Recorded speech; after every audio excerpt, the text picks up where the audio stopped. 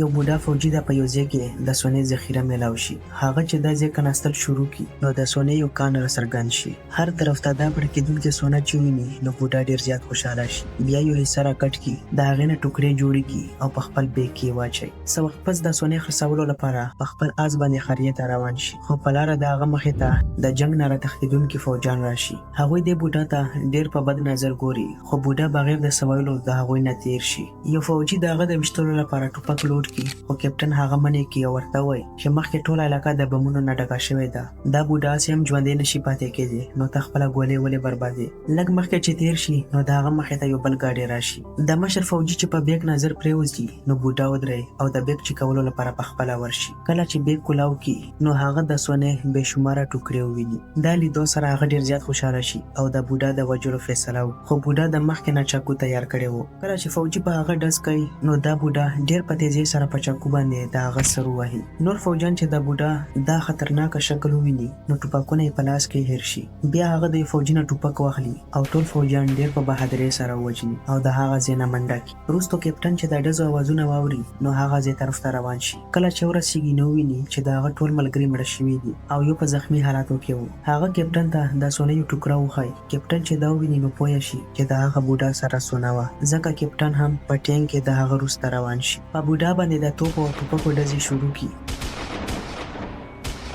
خو هغه هم په خپل آس باندې ډېر تیز روان و، ځکه ونه لګي. خو یو بل سخت امتحان راشي. د هغه آس په یو ځمکي بم باندې خپه کېدي او په راتلونکې لمحه یو غټه دماکه وشي. همدې سره د هغه آس او سونا په ټوکرو کې تقسیم شي. کله چې بوډا راپاسي نو ویني چې د هغه ټوله سونا په ټوکرو کې تقسیم شوې ده او اوس د هغه سره هیڅ پاتې نه شول. هغه ډېر په تیزۍ سره ټولې ټوکرې راجمع کړي او خپل بیګ کې کېږدي، خو کله چې آخري ټوکره راوچتوي نو په دې وخت د فوجانو ټینک راورسي. بوډا د چلاکۍ نه کار واخلي، یو کاڼ یې راوچت کړي او په هغه ځای کې ښخ شوي یو بم باندې ګزار وکړي. د ګزار سره یو غټه دماکه وشي، څلور طرف ته لوګی جوړ شي. بوډا د دې لوګي نه فایده واخلي او شاته روان شي، ځکه چې د فوجانو نظر نه هغه پناه شوی و. کیپټن آرډر ورکړي چې په دې بوډا باندې فایرینګ شروع کړي.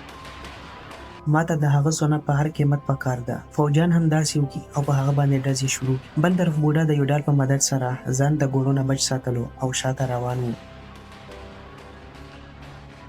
کیپټن د بوډا قاتلو لپاره یو فوجي مخکې ولیکي. هغه چې لږ مخکې لاړ شي نو په یو بم باندې خفه کېږي او په راتلونکې لمحه د هغه بدن نه هم ټوکرې جوړې شي. خو د کیپټن په زړه کې ترس رانه شي، ځکه چې د هغه په دماغو کې صرف سونه تاوېده. هغه یو دوه نورو فوجانو ته مخکې د تلو آرډر ورکړي. څنګه چې دا فوجان هم لوګي ته نږدې شي نو د دوی خپو لاندې هم بمونه راشي او دواړه مړه شي. بیا کله چې کیپټن په خپله مخکې لاړ شي نو هلته د هغه نظر د اوسپنې په یو میډل پرېوځي. څنګه چې راوچت کې ویې ګوري نو هغه ته پته ولګي چې دا بوډا د روس یو ریټایرډ فوجي دی. هغه په یوازې ځان نه د جرمني 40 فوجان وژلي وو. کله چې کیپټن د دې نه خبر شي نو هغه ډېر په خندا ووایي چې دا بوډا به زما د لاسه وژلی کېږي. بل طرف بوډا هم ډېر زیات ستړی شوی و، زخمونو یې هم ډېر زیات درد شروع کړی و. د آرام لپاره د ګاډي خواته کېږي، اول د زخمونو نه خاورې صفا کړي او بیا د چاقو په مدد سره د ځان نه ګولۍ وباسي. درد یې دومره زیات شي چې بوډا په همدغه ځای بېهوشه شي. یو ساعت پس د هغه غوږونو ته د سپه اوازونه راشي. بوډا چې سترګې وغړوي نو ویني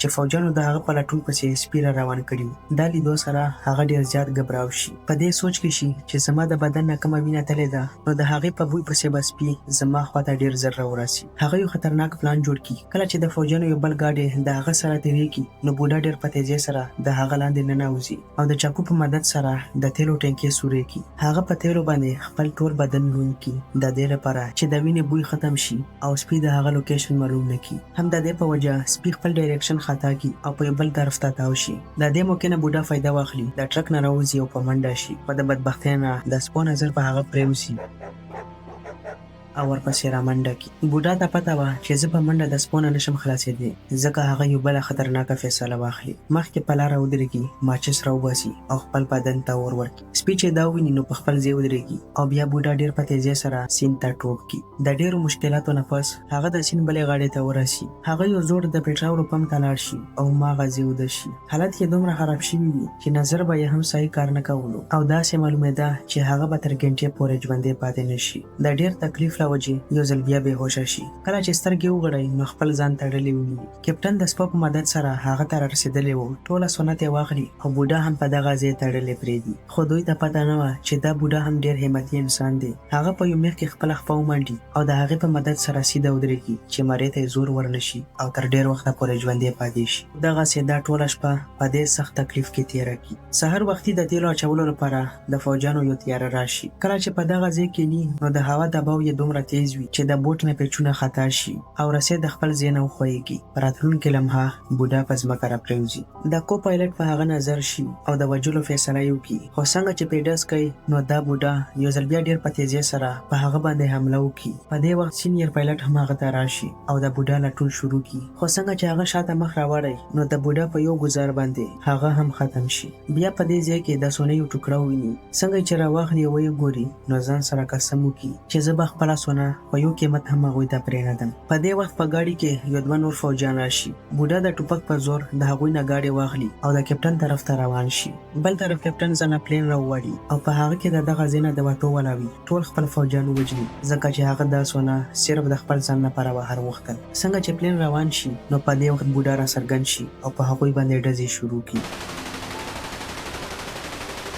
خو پلین ونه درېږي او سیده د بوډا په طرف ور روان وي. څنګه چې د بوډا ګاډي پلین ته نږدې شي نو خپل ټوپک ګزار کړي او یو کودال راوباسي. ډېر په بهادرۍ سره پلین ته ور ټوپ کړي او د کودال په مدد سره په هغه پورې ونښلي. بل خوا کپټن دا وګڼي چې هغه د پلین لاندې راغلی دی او مړ شوی به. خو بوډا دا تیاره دومره په تیزۍ سره وهلې وه چې کوداله ورکې ننوتې وي او په هغې پورې بوډا نښتې. بوډا په یو لاس باندې هغه ځای ونیسي کوم چې ده په کودال سوری کړی و او په بل لاس باندې د جاز ماتول شروع کړي. څه وخت محنت نه پس هغه کامیاب شي او بره جاز ته وخیږي. کپټن چې د هغه اواز واوري نو شاته را روان شي. خو څنګه چې دروازه کولاو کړي نو بوډا په هغه باندې د کودال ګزار وکړي او د کپټن ټوپک مات شي. د دواړو په منځ کې یو سخته لاسي جګړه روانه شي. خو بوډا د مخکې نه ډېر زیات کمزوری شوی و ځکه د کپټن مقابله ونه کړي او لاندې را پرېوځي. خو کپټن بیا هم ونه درېږي. هغه یو رسۍ د لاس نه تاو کړي چې په سر کې یې ډېره مضبوطه اوسپنه لګېدلې وه او په هغې باندې د بوډا سر ډېر په بېدردۍ سره وهل شروع کړي. کله چې هغه مرګ ته نږدې شي